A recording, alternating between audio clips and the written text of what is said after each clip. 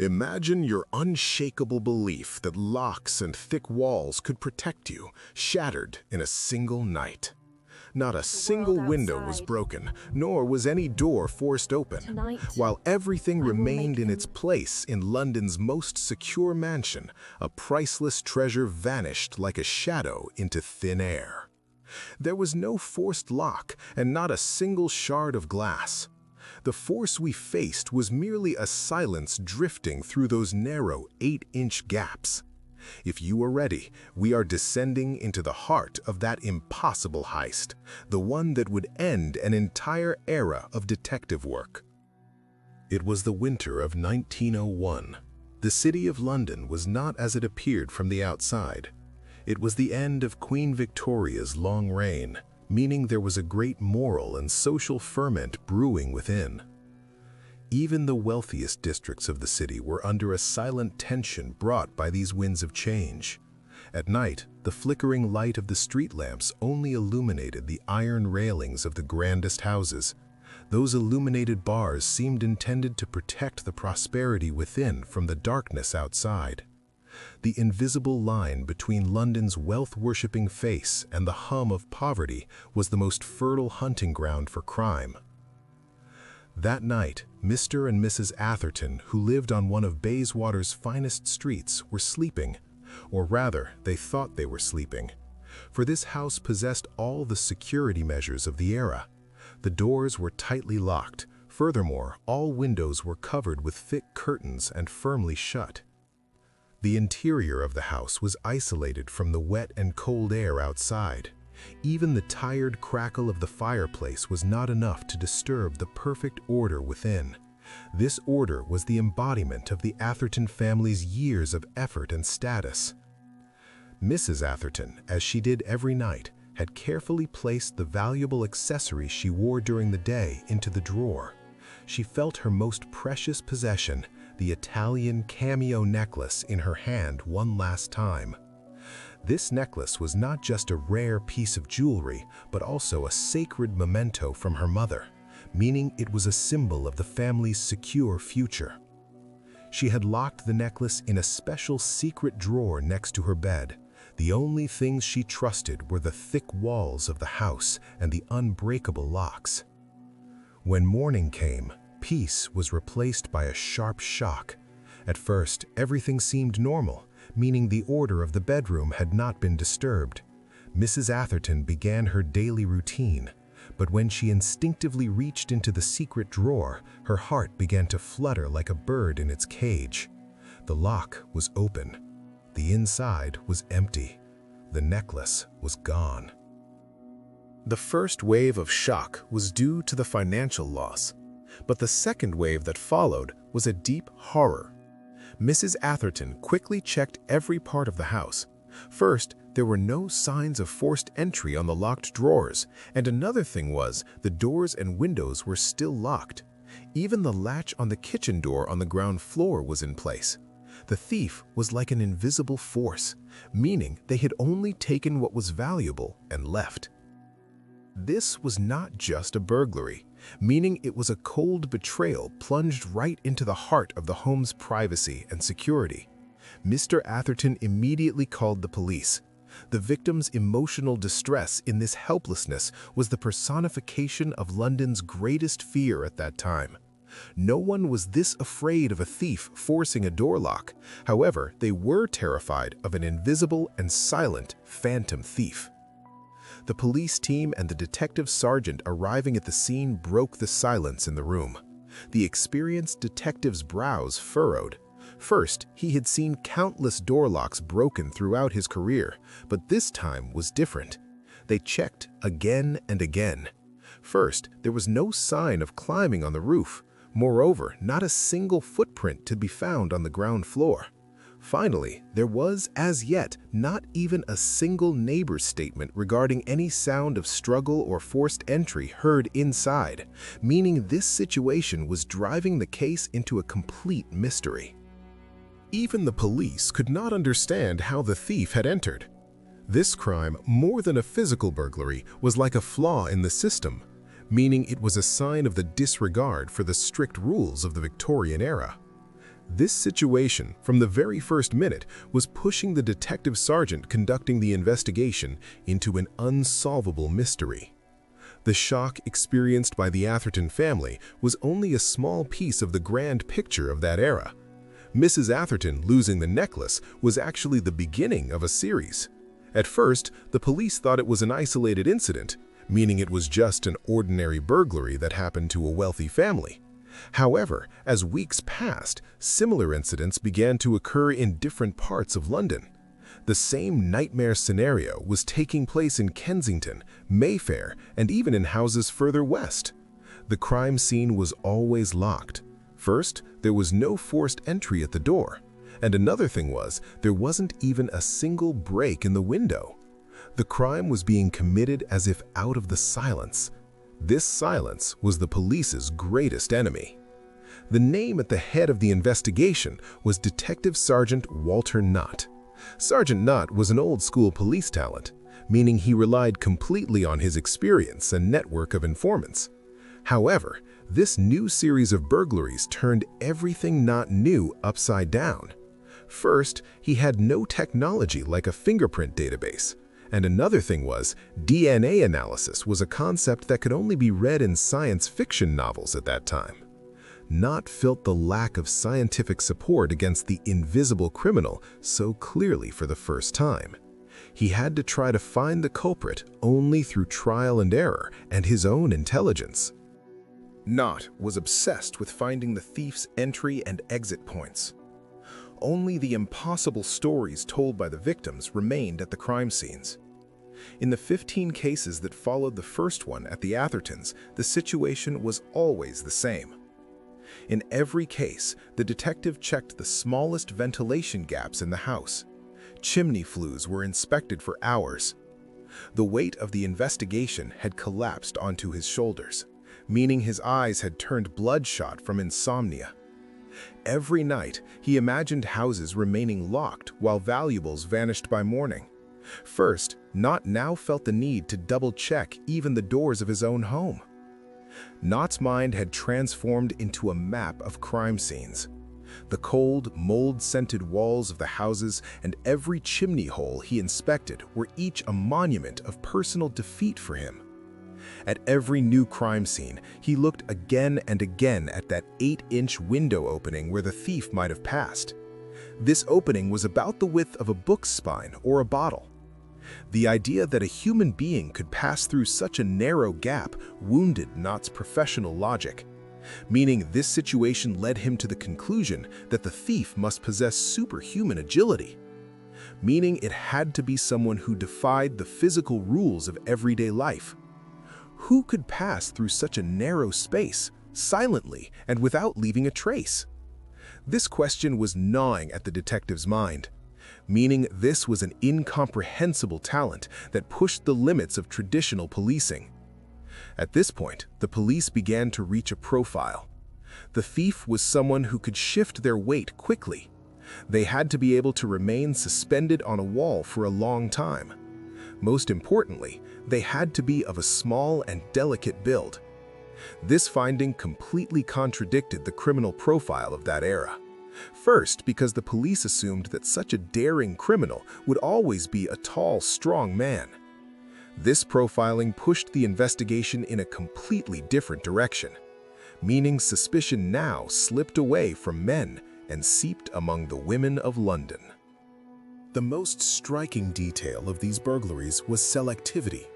Expensive silver sets or large valuables were left untouched at the crime scenes.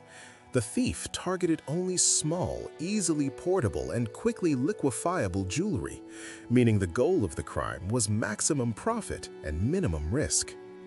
This situation showed that the thief was an extremely intelligent, disciplined, and emotionless individual.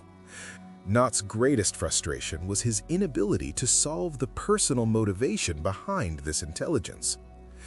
During this period, London was not only shaken by this phantom thief case.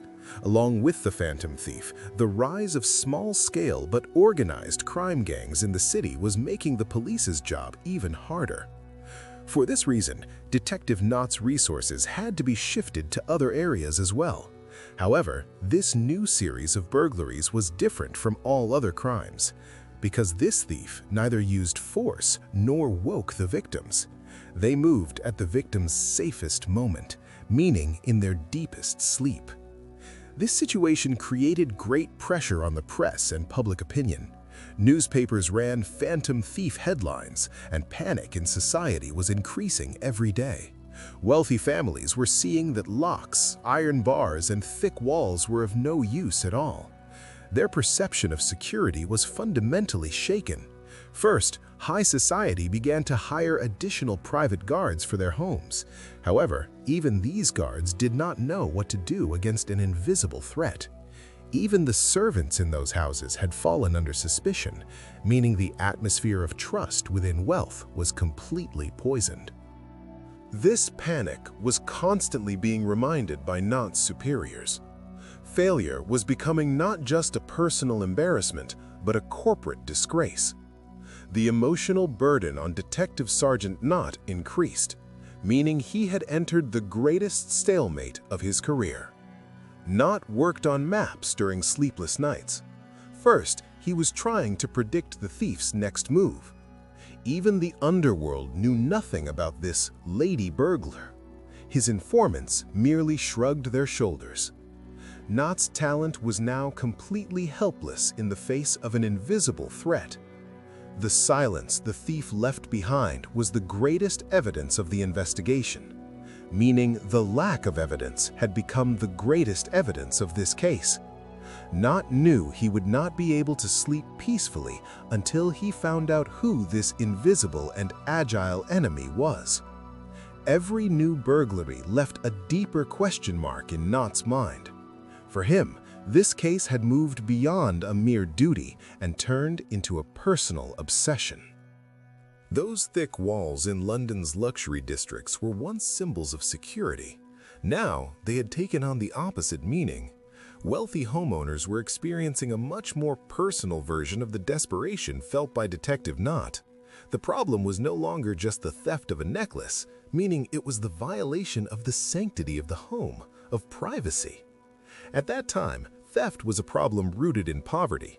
However, this series of burglaries created a fear that shook the fundamental belief in security, even among those living in wealth. Mass panic spread silently. Neighbors began to look at each other with suspicion. Even the slightest noise in the house was perceived as a sign of threat.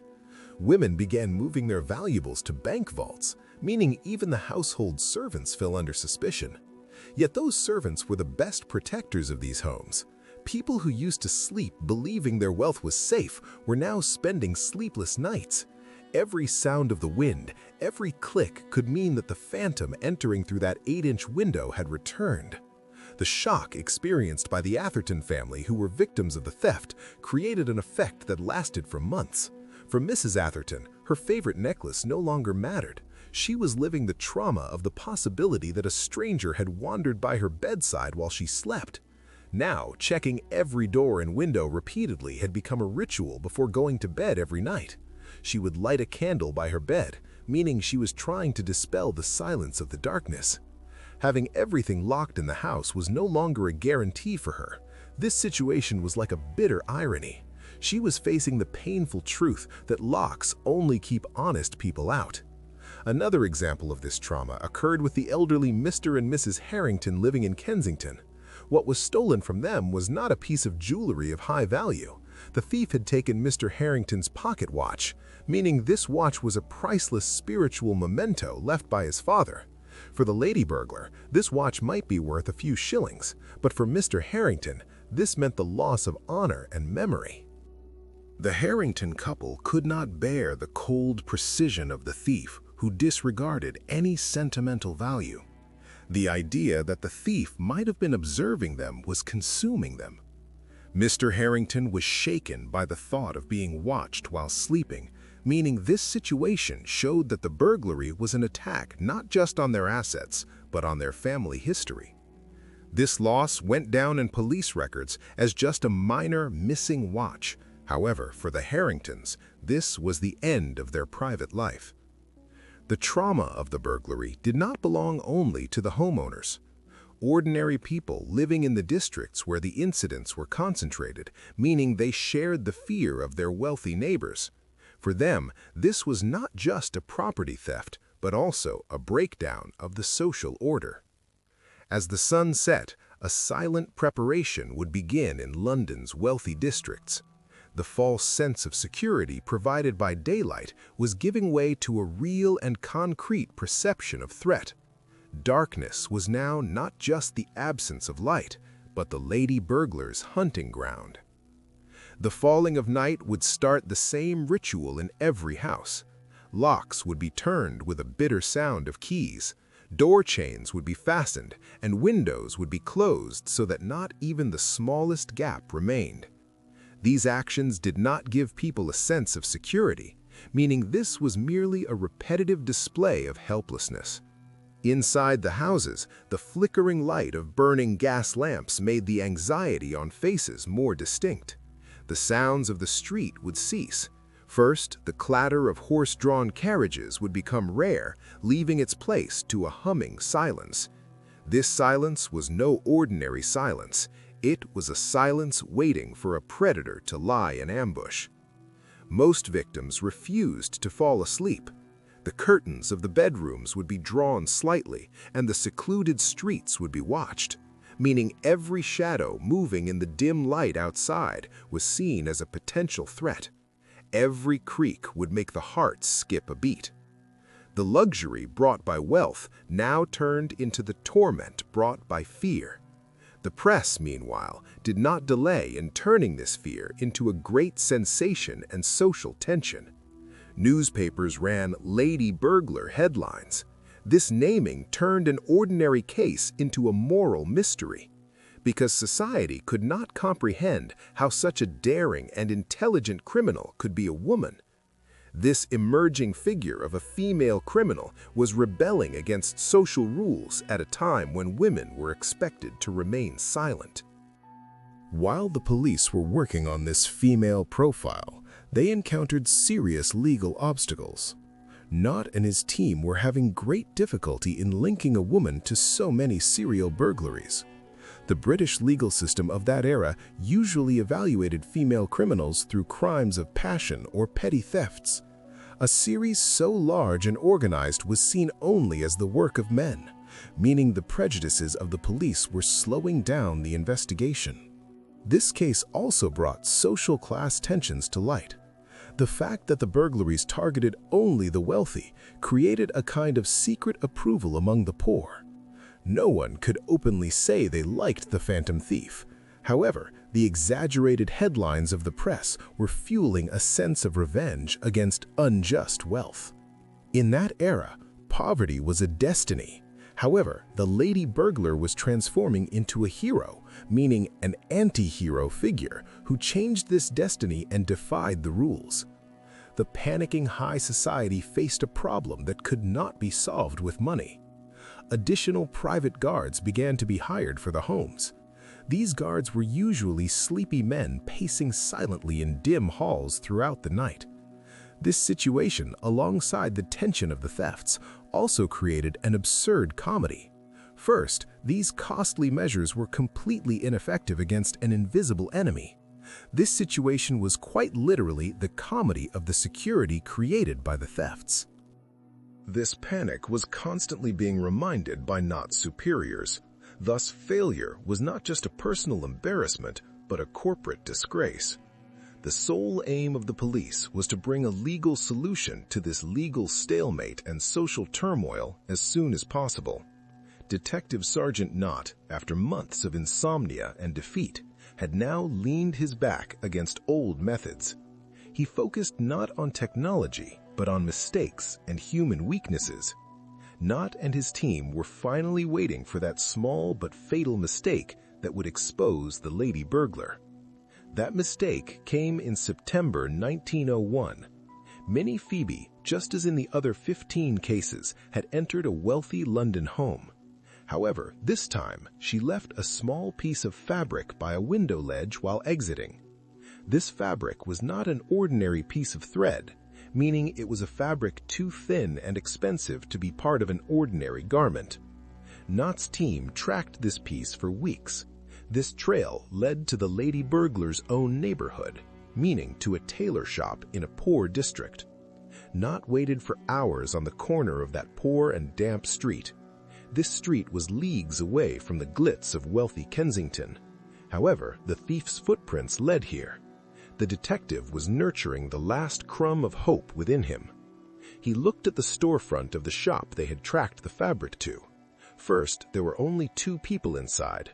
The other one, meaning a woman with that small and delicate build that fit Knott's profile. This was the final test of a theory months in the making. Knott and his 2 assistants slowly entered the shop. The bell above the door rang with a feeble sound, meaning the tension inside sharpened like a blade. Knott approached the young woman standing in the tailor shop. The person the newspapers called the Phantom Thief did not match the fear she inspired at all. She was a small, delicately built young girl of only 19. First, Knott found it hard to believe that this petite figure was the person who had been striking fear into London high society for months. Knott, in a stern and official voice, stated the reason for her arrest. Many Phoebe's reaction was one of shocking composure, meaning she did not scream or resist. There was neither fear nor regret on her face. It was as if she knew this moment was inevitable. Phoebe, slightly bowing her head, asked, "How long did it take?" This calmness was a strange reward for Detective Knott's months of insomnia, because Knott had finally found the culprit. However, he was horrified by the soulless audacity of this criminal. Minnie Phoebe's psychology was the most haunting part of this story. By day, she was a quiet, hard-working, and inconspicuous tailor's assistant, and another thing was, meaning at night, she transformed into a ghost renowned for her speed and risk-taking skills. This double life was not just a source of financial gain for her, it was the satisfaction of a secret rebellion against her social class. She was single-handedly tearing down the walls of luxury and inaccessibility. The cold precision in her actions far surpassed the greed of an ordinary thief. Phoebe did not hesitate for a moment to steal items of sentimental value to the victims. This was not merely an action driven by profit, it was also a psychological attack that disregarded sentimental values at the victim's most vulnerable moments. Her composure at the moment of capture was the clearest evidence of this psychological superiority. Apparently, she had begun to see the criminal act as an art form, meaning every burglary was like a signature for her. The capture of Minnie Phoebe created a literal shockwave in London. This time, the press was running headlines not of the Phantom Thief, but the Little Sparrow. While scientific evidence was still insufficient, Knott held the absolute victory of observation and intuition, meaning traditional policing had triumphed once again. The trial process exposed the legal structure of the era in all its nakedness. Prosecutors had to prove Phoebe's incredible agility before the jury, meaning they had to convince the jury that a human being could pass through an 8-inch window. Knott recounted the story of Phoebe's capture in court. The flexible fabric garments specially worn by Phoebe to enter and exit through those windows were presented to the court as evidence. These garments placed her agility on a scientific foundation, meaning it was proven how a talent technically became an instrument of crime. The most striking moment of the trial was the coldness in Phoebe's testimony. She never showed any remorse. Despite the jewelry worth hundreds of pounds she had stolen, she acted like a missionary born out of class injustice, meaning she was questioning not the court, but the morality of London itself. The court found Phoebe guilty. The law held her responsible for burglary and trespassing. First, Phoebe received a quite severe sentence for that era. However, her story did not end with the courtroom. Minnie Phoebe was released after spending years in prison. However, she was an inevitable product of the social and economic structure of the time, meaning she had transformed into a legend now known as the Lady Burglar. Shortly after her release from prison, Phoebe began stealing again. This situation added an eerie cyclicality to the city, because Knott's capture of her was only a temporary pause, meaning Phoebe's criminal talent had moved far beyond the penal system. The possibility of her slipping through a door gap at any moment was now a permanent curse upon London. Minnie Phoebe had been caught, tried, and had served her sentence. Knott had taken a deep breath after his months-long struggle. However, the shadow of the Lady Burglar over London had still not dissipated. Her story was much more than just a criminal record, meaning it was a symbol marking the end of one era and the beginning of another.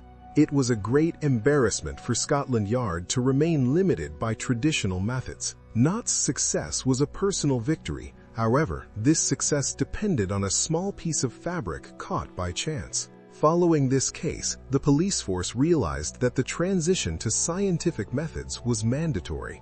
This case was one of the events that paved the way for the rapid adoption of fingerprinting, meaning the dactyloscopy system, in British policing.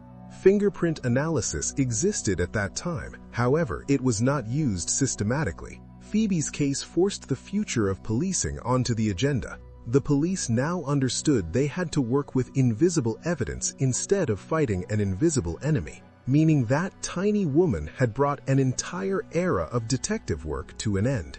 This situation meant a bitter legacy for Knott's old-school police skills. His experience was giving way to lenses, chemicals, and databases. Even if Knott and detectives like him were successful, they now had to accept that the system had to change in the face of the new face of crime. The myth of the Lady Burglar, however, continued to live on in society even after the conviction. Minnie Phoebe was a permanent reminder for the wealthy of the fragility of their security. The panicking nobility tripled the locks on their homes. On winter nights, every sound of the wind seeping through the window ledge revived the trauma experienced by Mrs. Atherton. That 8-inch window opening was no longer just a physical passage, it was a symbolic doorway of fear. No matter how much their wealth increased, the sense of deep sleep in those houses never returned. Among the poor, however, Phoebe's legacy was much more complex. She was a figure who had emerged from an environment of poverty and desperation to bring an entire city to its knees. For some, she was the hero of a silent revenge against unjust wealth, meaning she took her place in literature and urban legends as a mysterious, elusive figure, and she was added to the Gothic tales of London. The Lady Burglar went down in history not only for her talent, but also for her insolubility. She was the greatest fear of the old world at the birth of the new science. And from that day on, in the dark nights of wealthy London, every sound of a lock continued to whisper the legend of Minnie Phoebe.